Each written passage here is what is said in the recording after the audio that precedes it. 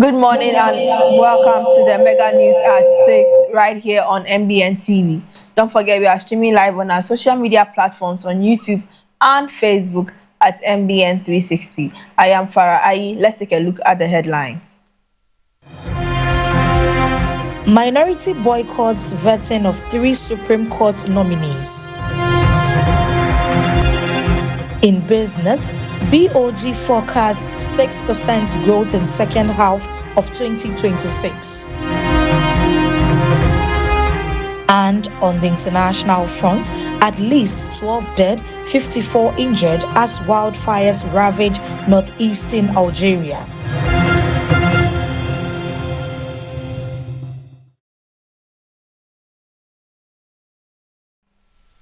Now, in our first story, the minority in parliament has boycotted the vetting of 3 Supreme Court nominees, objecting to what is described as an unnecessary compressed timetable for the process. The minority argues that there is currently no vacancy on the Supreme Court's bench to warrant the urgency attached to the appointments, insisting that the nominees are being considered to add to the existing complement of justices rather than fill vacant positions. Speaking before Parliament's Appointments Committee on Thursday, August 27, Minority Leader Alexander Afenyomarkin said the objection was not against the principle of vetting or the nominees as individuals, but against the manner and time frame within which the process was being conducted.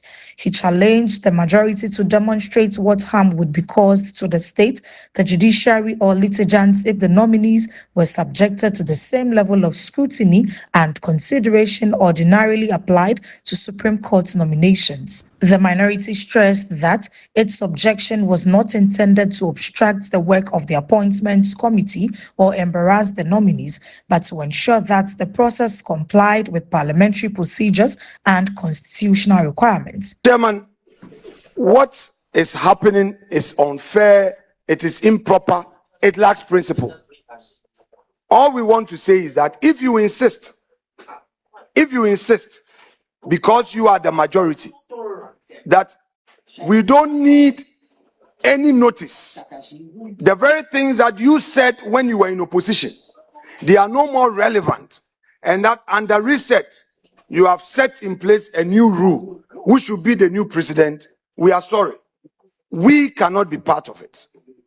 And to the nominees, with greatest deference to you, we respect you, and we are not opposed to your nomination, but the process by me through which the majority is deciding to use is not known to the parliamentary jurisprudence that we all know. So, Chair, thank you very much.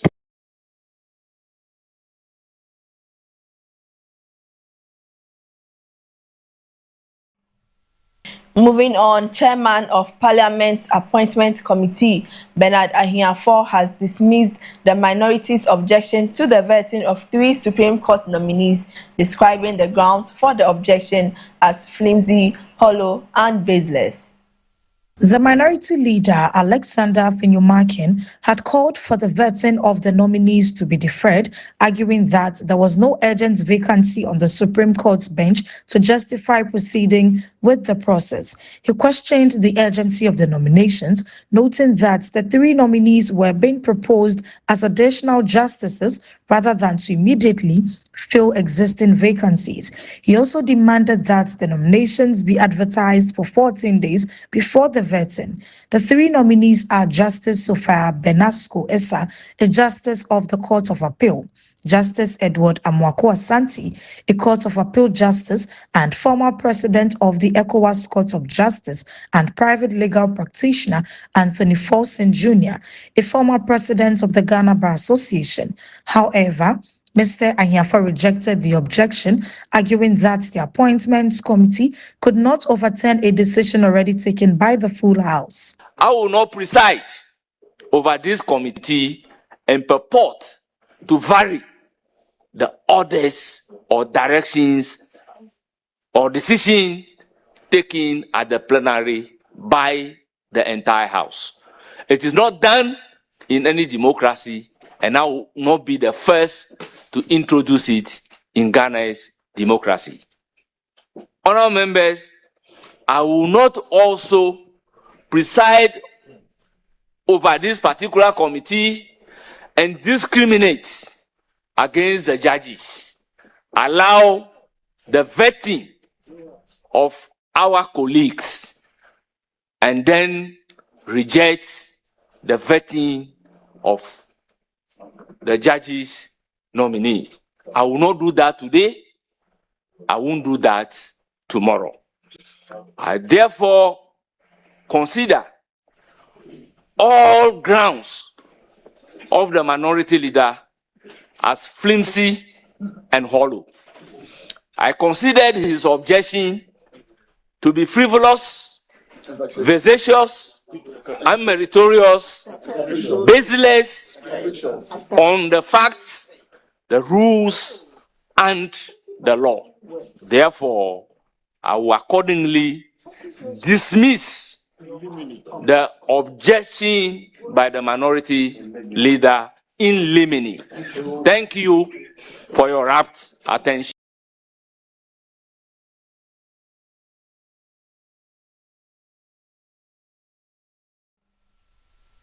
Also, President John Dramani Mahama has noted that ongoing development at the Accra International Airport will help ease congestion, improve traffic flow, and make movement around the facility more convenient for passengers. He made the remarks at the sword curtain ceremony for the multi-tiered, multi-purpose car park and airport hotels complex. The project will include 2 hotels, a pedestrian connector linking the complex to the terminal, and more than 2,000 parking bays. It will also feature a shopping mall with a food court, retail and office spaces, as well as a sky lounge and sky observatory for aircraft weaving. President Mahama commended the Minister of Transport and other stakeholders involved in the project, noting that the government had not provided direct funding for the project. The government of Ghana has not given any of the 2 institutions 1 single cedi for these projects. I wish to commend the Minister of Transport and all those associated with this project. This is what we want to see. Develop our country, but don't go to Ato Forcing and ask for money, he said. As construction begins, President Mahama urged the contractor and consultant to prioritize quality, value for money, and timely completion. He called for strict adherence to project specifications, rigorous cost controls, and continuous supervision to ensure the project stays on schedule. This calls for continuous investment in infrastructure, technology, safety, security, and human capital. It also requires close collaboration between government, Ghana Airports Company, and the Ghana Civil Aviation Authority. Every institution and every worker at this airport contributes to Ghana's image. The welcome at immigration, the efficiency of baggage handling, the cleanliness of our facilities, the management of traffic, and the courtesy of service providers all shape the visitors' first and last impressions of our country. We must therefore cultivate a culture of professionalism, discipline, and hospitality across the aviation value chain. I'm happy that the Ghana Airport Company Limited and the Civil Aviation Limited and other institutions working at the airport are taking a tough stance against soliciting and begging visitors for tips. It reflects very badly on our country. Ladies and gentlemen, government is equally committed to improving air connectivity across the country. We're not only improving the Accra International Airport, we're improving aviation across our country. During my recent visit to the Upper East region, I inspected the site earmarked for the development of the new Bolgatanga Airport. And I'm pleased to announce that preparations are well advanced to start construction of that airport.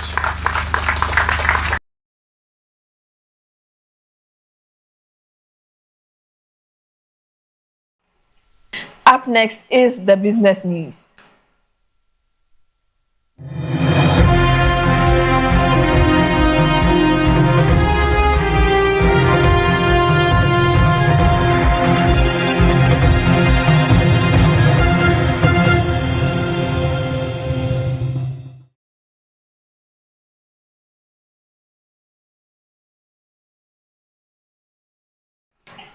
In business, the Bank of Ghana is forecasting economic growth to around 6% in the second half of 2026 as the country's economic recovery gains further momentum.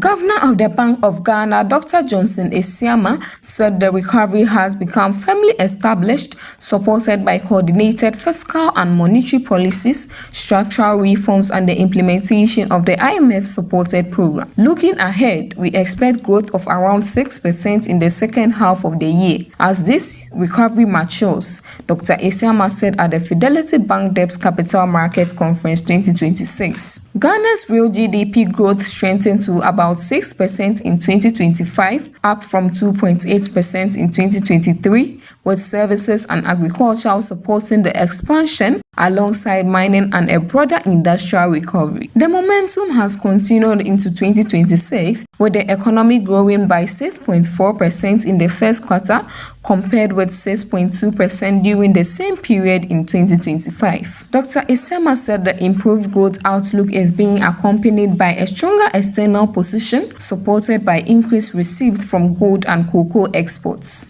Strong gold and cocoa receipts have delivered a trade surplus of about 8.8 billion in the first half of this year, he stated. The country's gross international reserves stood at $12.9 billion at the end of June 2026, equivalent to 5 months of import cover.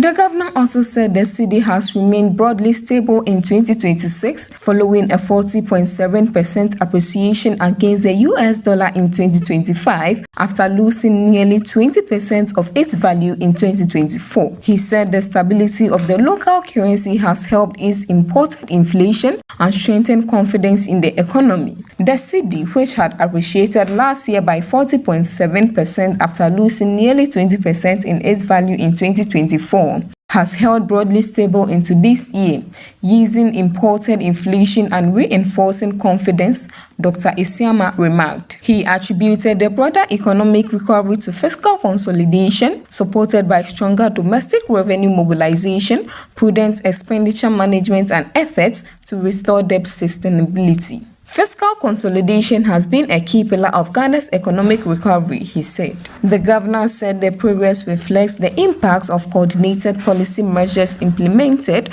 since the economic and financial challenges of 2022 and 2023, with the recovery now entering a more sustained phase.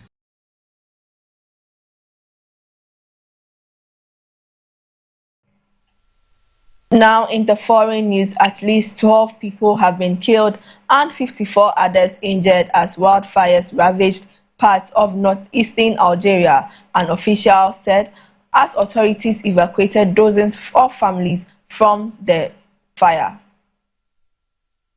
Minister of Interior Said Sayod, speaking to reporters on Wednesday, said the deaths occurred in the provinces of Jijel, Bejaia, and Tizi Ouzou. 5 deaths were recorded in the prefecture of Jijel, 4 in that of Bejaia, and 3 in that of Tizi Ouzou, he said.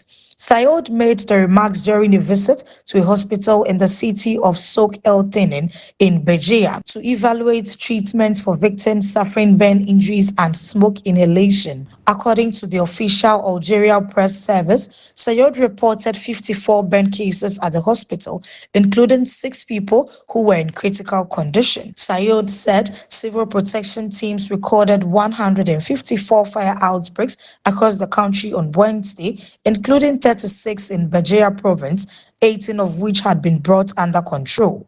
The fire came as a severe heat wave sweeps across Algeria and neighboring Tunisia. Sayod said firefighting teams have managed to contain the blazes in the provinces of Skikda, El Tav, Bouira, Tizi Ouzou, and Tebessa.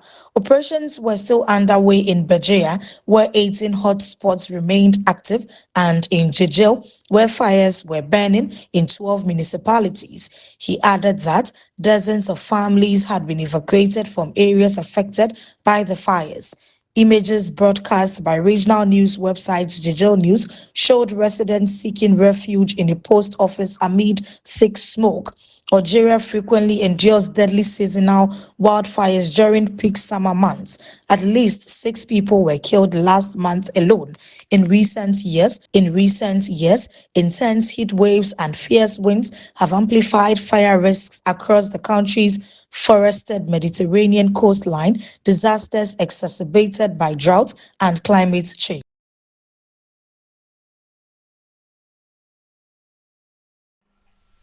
Well, that's all for the Mega News at 6 right here on MBN TV. Let's take a look at the headlines. Minority boycotts vetting of 3 Supreme Court nominees. In business, BOG forecasts 6% growth in second half of 2026. And on the international front, at least 12 dead, 54 injured as wildfires ravage northeastern Algeria.